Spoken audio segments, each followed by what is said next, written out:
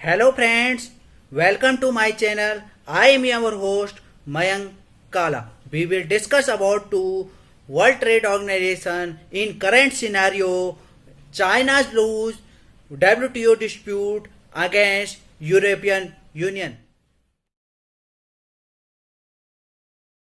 World Trade Organization के second part start करने से पहले हम एक छोटा सा मोटिवेशन स्पीच लेते हैं। ऐसी ही नहीं मिलती, ऐसी ही नहीं मिलती राही को मंजिल, ऐसी नहीं मिलती राही को मंजिल। एक जुनून सा दिल में जगाना पड़ता है, एक जुनून सा दिल में जगाना पड़ता है। जब पूछा चिड़िया से, जब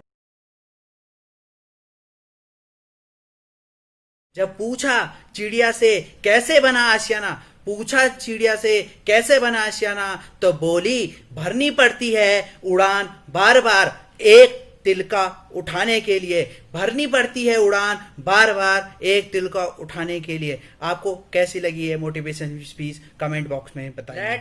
Start. What about the dispute that were going on in the World Trade Organization against the European Union by China? China ने जो डिस्प्यूट वर्ल्ड ट्रेड ऑर्गेनाइजेशन में जो ट्रेड से अकॉर्डिंग जो डिस्प्यूट था उसको कैसे रिकॉग्नाइज किया वर्ल्ड ट्रेड ऑर्गेनाइजेशन में, उसके क्लेम क्या थे, हम इस वीडियो में आपको डिटेल एनालिसिस के साथ बताएंगे। वर्ल्ड ट्रेड ऑर्गेनाइजेशन है, उसका जो पर्पज होता है वो टैरिफ को रिड्यूस करने का काम करता है और जो ट्रेड हो रहे हैं उसको बैरियर, जो ट्रेड में जो बैरियर आ रहे हैं उसको कम करने का काम। अब आप पूछेंगे कि यूरोपियन यूनियन क्या होता है, यूरोप में कितने मेंबर होते हैं और यूरोपियन यूनियन का जो एजेंडा होता है वो क्या होता है, और यूरोपियन यूनियन में पार्लियामेंट में कितने मेंबर होते हैं, यूरोपियन यूनियन की जो काउंसिल होता है उसमें प्रेसिडेंट होता है। जो यूरोपियन यूनियन होता है वो कंट्री का ग्रुप होता है, उसमें 27 मेंबर होते हैं और जो यूके और जो आयरलैंड है वो इसमें नहीं है। जो 27 मेंबर हैं वो इस प्रकार से हैं।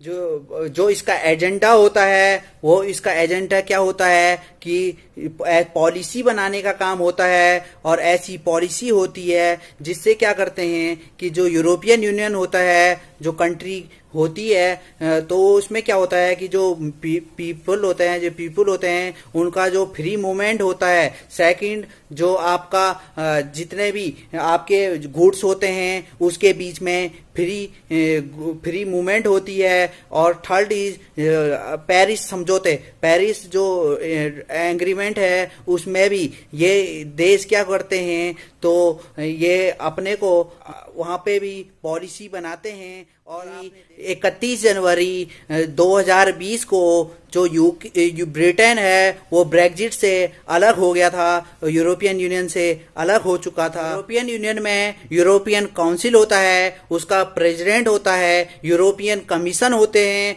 उसमें पॉलिसी बनाई जाती है। और जो काउंसिल ऑफ यूरोपियन यूनियन होता है उसके पार्लियामेंट में 751 मेंबर होते हैं जो जनता के द्वारा चुने जाते हैं। यूरोपियन जो जस्टिस होता है, जितने भी आपके यूरोपियन कंट्रीज के बीच में यदि सीमा का विवाद या बॉर्डर डिस्प्यूट होता है या कोई आपके और अदर इशू होते हैं तो यूरोपियन जस्टिस होते हैं। यदि कोई कंट्री के बीच में यदि मनी के बीच में होता है तो यूरोपियन सेंट्रल बैंक और यूरोपियन कोर्ट ऑफ ऑडिटर जो क्या करते हैं, मनी के मामले में जितने भी ट्रेड होते हैं उसको कंट्रोल करने का काम और मेंटेन करने का काम करता है। पूछेंगे कि जो चाइना और जो यूरोपियन यूनियन है उसका जो ट्रेड डिस्प्यूट है वो क्या है।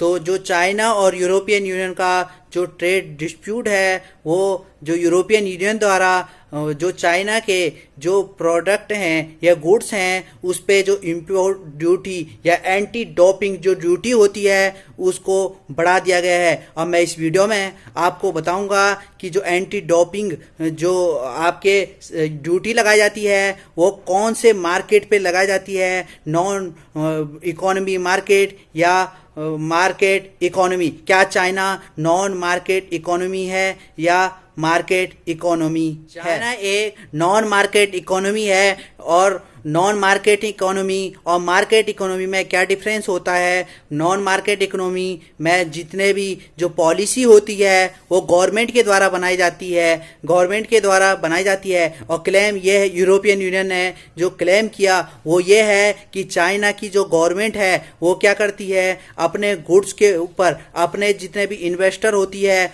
उनको क्या करती है, सब्सिडी प्रोवाइड करती है। और यदि वो किसी कंट्री में एक्सपोर्ट करते हैं तो उसके जो गुड्स है उसकी जो वैल्यू हो जाती है वो कम हो जाती है। कम हो जाती है तो क्या होगा कि वो उसके मार्केट को क्या करेगा, आपको मार्केट की जो इकोनॉमी है उसको खराब करेगी। इसी रीजन से क्या हुआ, चाइना ने वर्ल्ड ट्रेड ऑर्गेनाइजेशन के अंदर जो एंटी डोपिंग कभी भी हो, जो आपके नॉन इकोनॉमी मार्केट होता है उसमें एंटी डोपिंग ड्यूटी लगाई जाती है।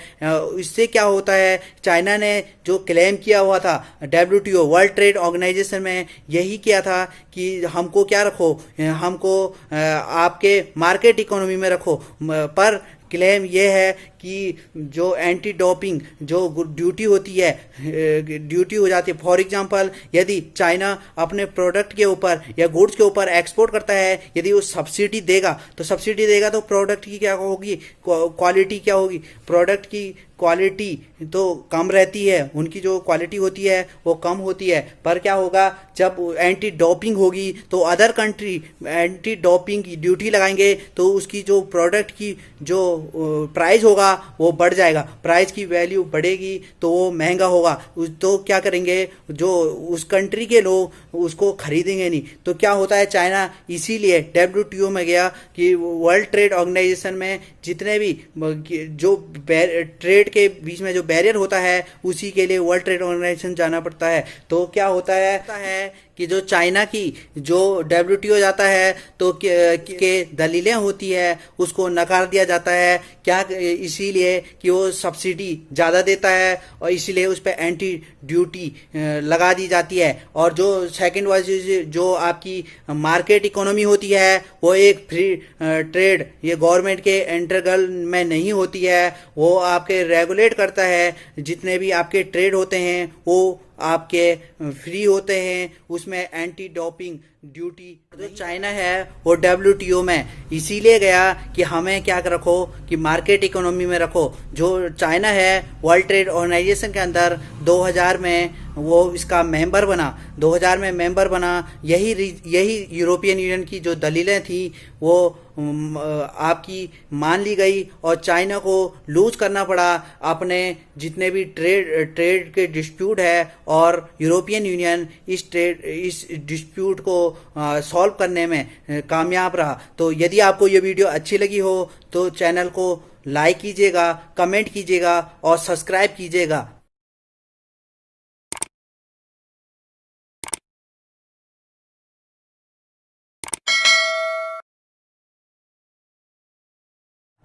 Thanks for listening.